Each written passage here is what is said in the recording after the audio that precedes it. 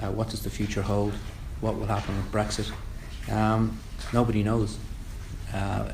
It is going to be a very challenging time for us, but we think that we're well positioned in a post-Brexit world to take advantage of some of the things we're talking about. I think London will continue to be one of the world's premier global cities.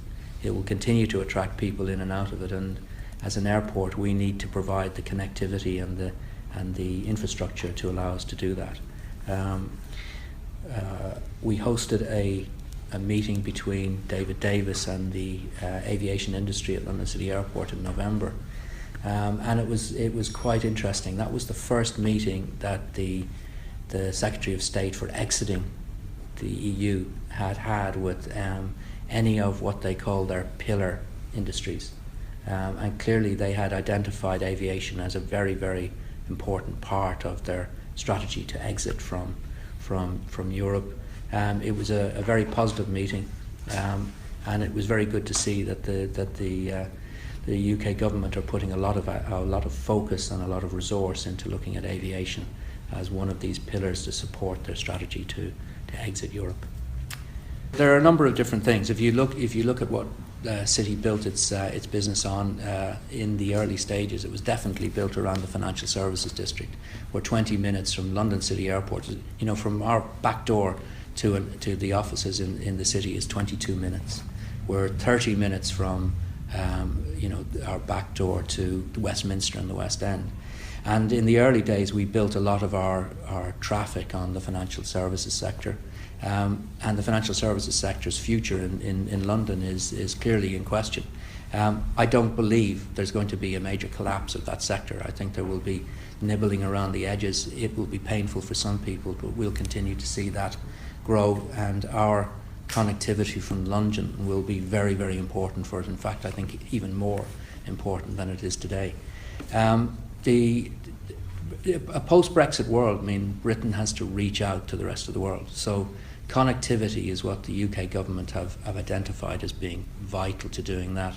Connectivity can be done physically or digitally. So clearly they're looking, if you've seen the latest announcements, they're looking at increasing and upgrading their digital capacity to handle that. But very, very importantly, they'll need to look at the aviation connectivity.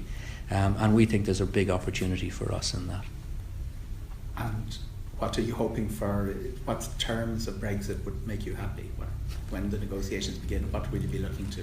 Well, fortunately, I won't be negotiating them. But look at the. What's your message to the negotiators? It won't be a secret. I've said it in my capacity as CEO of London City and as president of the World Association of Airports. What we want to see is the maintenance of a single European aviation market. I think that's important not just for the UK and Europe, but also for the US. At the moment we have a single agreement around European skies. To put that in context, there's 54 bilateral aviation agreements, but 54 is quite small when you consider the totality of what's happening in the aviation market globally. So we want to see the maintenance of that. I think when you dig down into it, what we need to see as a business, we need to be able to recruit and retain, highly skilled staff. At the moment, in excess of 25% of our staff are non-national. We could be deemed to be non-national. We have something like 60 nationalities working on the airport. There's 30 languages spoken. When you consider the size of our airport, that's quite unusual.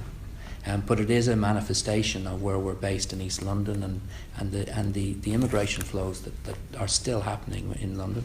So we want to be able to recruit and retain the right staff. So that means we want access to foreign markets, and we need a system that works. We also want to see the government properly supporting the financial and insurance businesses within the City of London.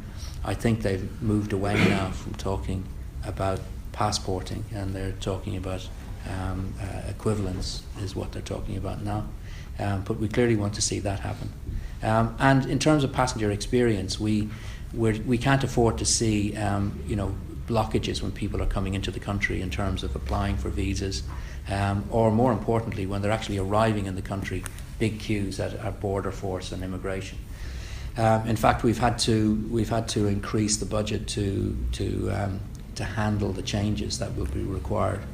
So, in preparation for something that we have no clarity around at the moment, we've had to build in extra flexibility to allow for more channels and different methods of operation and different segregation of passengers who will come in and through the airport.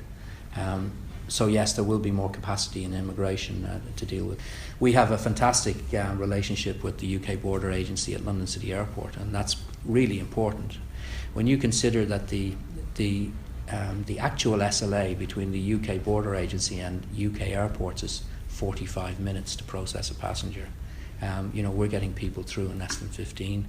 That's a combination of investment we've made in technology, but it's also a tribute to the way that the border agency works at London City Airport. And we hope, despite the additional pressures I think that will come on following the withdrawal, that we don't see those sort of blockages.